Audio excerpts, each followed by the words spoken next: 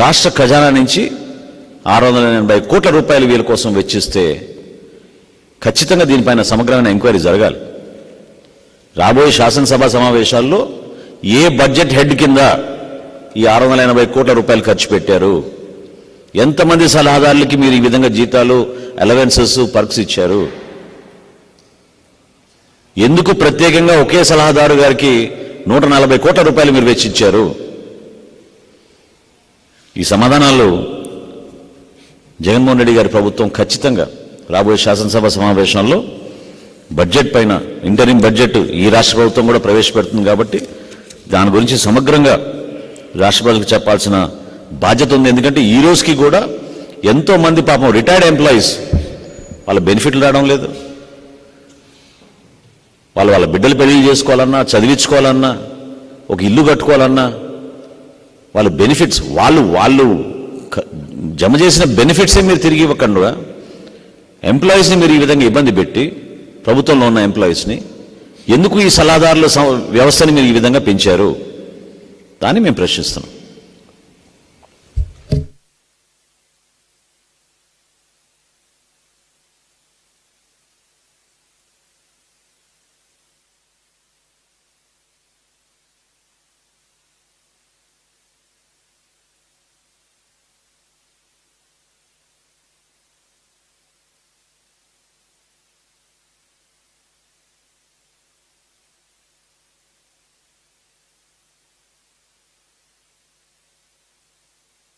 కొంచెం దాన్ని ఫాలోఅప్ చేయండి.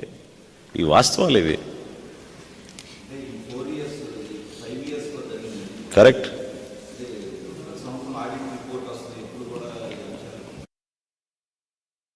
రాలేదు. మొన్న 91,000 కోట్ల రూపాయల గురించి కూడా నేను చెప్పింది అక్కడ బయటకు వచ్చినా.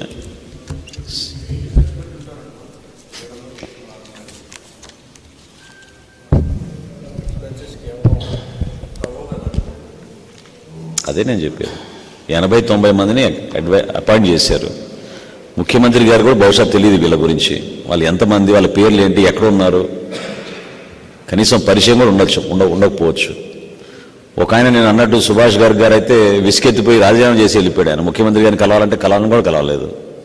రామచంద్రమూర్తి గారు రాజీనామా ఇవ్వడానికి 6 నెలలు వెయిట్ చేశారు పాపం ఆయన. మరి దేనికోసం ఖర్చు పెట్టారు ఈ నిధులు? చెక్ చేయాలి మరి మీరు. జీతాలు, మెయింటెనెన్స్, అకామిడేషన్, ట్రావెల్, చాలా ఉన్నాయి లెక్కలు.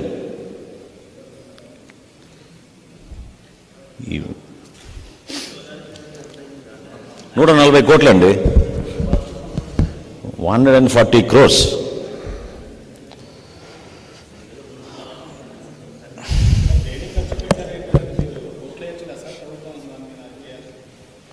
చేద్దాం. రేపటి రోజున ప్రభుత్వంలో వచ్చినాక ఖచ్చితంగా మేము సమగ్రమైన విచారణ జరుపుతాం. దీనిపైన చేస్తాం. నేను సమాచారం మీ అందరికీ అందిస్తున్నా, రాష్ట్ర ప్రజలకు తెలిసే విధంగా నేను ప్రయత్నం చేస్తున్నా.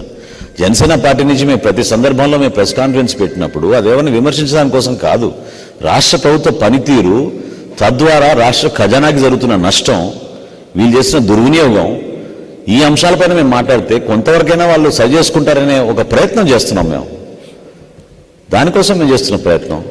అంతిమంగా ఏం చేస్తాం, రేపటి రోజున ప్రభుత్వంలో వచ్చినాక వీటిపైన సమగ్రంగా విచారణ జరిపి వాస్తవాలన్నీ ప్రజలకు తెలిసే విధంగా తీసుకోవాల్సిన నిర్ణయాలు తీసుకుంటాం. కానీ ఇంత డబ్బు వెచ్చించాల్సిన అవసరం దేనికి? ఏం సలహాలు ఇచ్చారు వీళ్ళు?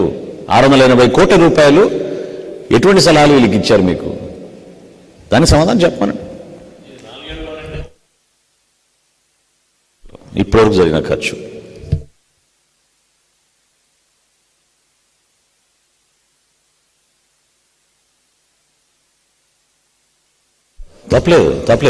తప్పలేదు. క్వాలిఫైడ్ ఎమినెంట్ పర్సన్స్ని కొన్ని శాఖలకి అపాయింట్ చేసుకోవడంలో ఒక ఆనవాయితీ ఉంది, అవసరం కూడా ఉంది.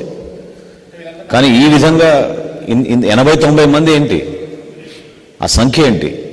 అసలు ఆ లిస్ట్ ఎందుకు పబ్లిష్ చేయరు మీరు? పబ్లిక్ డొమైన్లో తీసుకురావాలి కదా ఆ లిస్టు.